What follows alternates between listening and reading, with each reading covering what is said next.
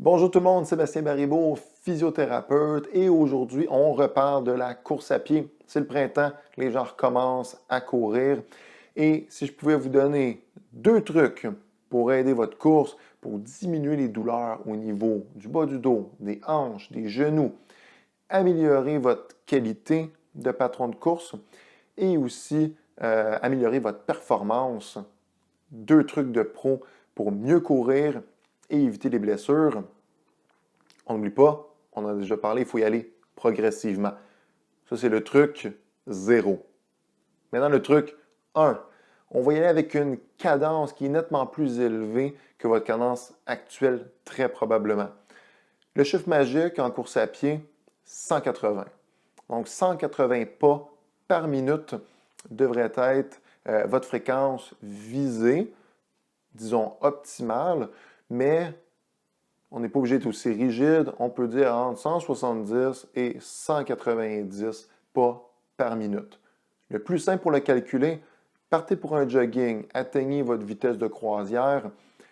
Si vous avez une montre avec des secondes, vous allez calculer votre nombre de pas sur 15 secondes.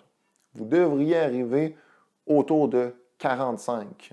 45 pas, vous comptez tous vos pas. 45 pas en 15 secondes sur une minute, ça nous donne 180. 44, 47, vous êtes dans ce range-là, c'est très acceptable.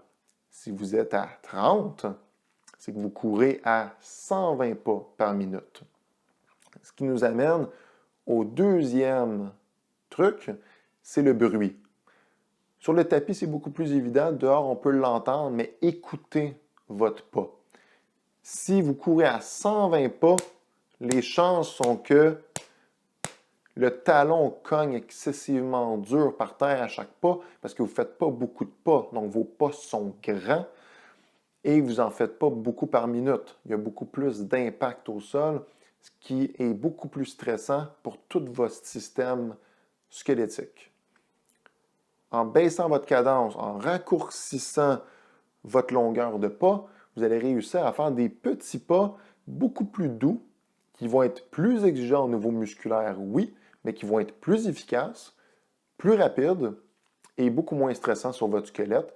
Et à long terme, ça va améliorer votre qualité de course et prévenir les blessures, surtout au niveau genoux, hanches et dos, parce que vous allez habituer votre mollet et votre pied à faire leur travail comme il se doit et d'amortir votre poids au sol.